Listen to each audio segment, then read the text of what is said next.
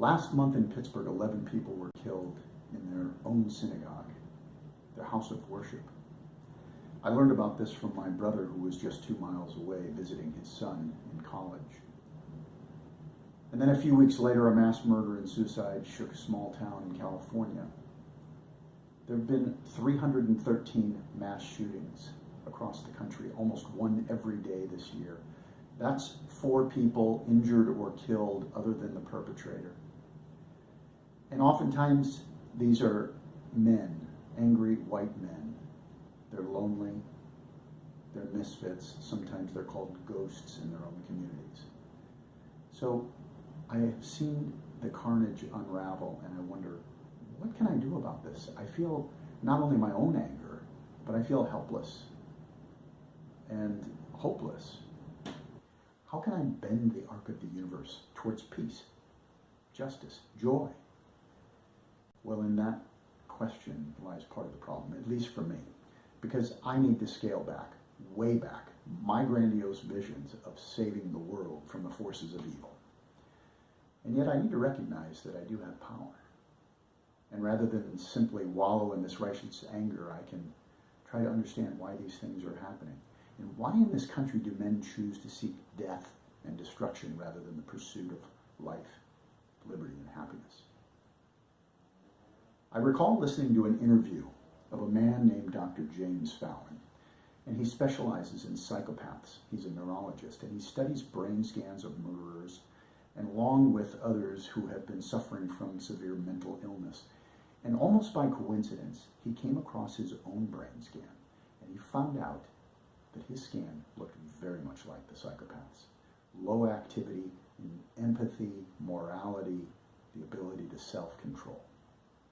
And over time, the only significant difference that Dr. Fallon could find that separated his station in life from that of the psychopath was the fact that he had a stable childhood with parents who loved him. And this reminds me of Casey Gwinn, a former San Diego prosecutor who put men behind bars for sexual crimes. Casey left law in order to help survivors and to make a difference in the lives of children who suffered from severe trauma. I met Casey a few years back, and he spoke of a week-long camp where he hosted every year kids who had been traumatized. And at one of these camps, he had a particularly angry teenager who was prone to violence and very sexually aggressive. And Casey had to intervene with him physically on a number of occasions. And all week long, the boy said nothing but, "Fuck you," whenever Casey tried to engage him. And at the end of the week, Casey's tradition was to say goodbye to the kids as they were boarding the bus. And he'd include some words of affirmation unique to each child.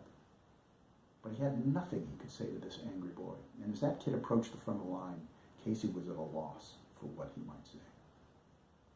Finally, as the boy stood in front of him, Casey said, "Son, I could tell there were times when you really wanted to hit me. And I've got to say, it took a lot of strength and a lot of courage to resist that temptation to just bust me. Good for you." The kid's response, "Yeah, that's cool." Small successes.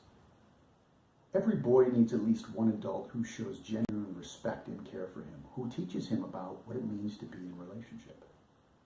Every person needs to feel a sense of connection with the broader community. Is it too far of a stretch of the imagination to think that the accumulation of simple gestures of respect and kindness, from neighbors, co-workers, cashiers to cab drivers, baristas to beer mongers, might just change the trajectory of a lost and tortured soul by giving him a sense that somehow he matters, somehow he belongs? Now, when it comes to boys, and they are my focus today given the deadly consequences of indifference towards them, there are some pretty simple things I can do.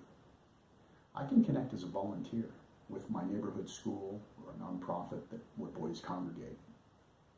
I can read to them, I can teach them a useful skill or a craft, I can play basketball with them, be a big brother, do something that I like to do, and share that experience with them. And rather than avoid the kid who seems withdrawn, I can gently persist in reaching out and just acknowledge him. Let him know I see him. Let him know I'm interested in his story, and if the time comes, I need to be prepared to listen.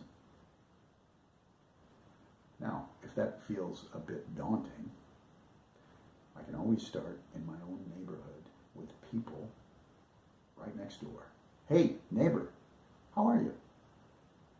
And when I ask that, I need to really mean it. This is where connection begins.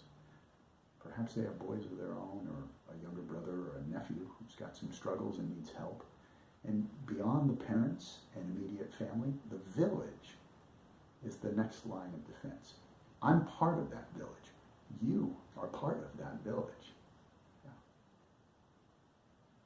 So let's get beyond the boundaries of our own homes and reach a hand across the fence to the person on the other side. And when I'm walking down the road, I can look people in the eye. I can nod my head, I can smile, or just say, nice day. It doesn't have to be dramatic, nor something that makes me feel unsafe, but it sometimes does require me to stretch beyond my own comfort zone, that solitary space, and to believe that small gestures make a difference. The world needs more people who are willing to connect rather than divide. I encourage you to ask yourself, what simple steps can I take to feel more connected? The journey begins with that first step. Take it. Be well.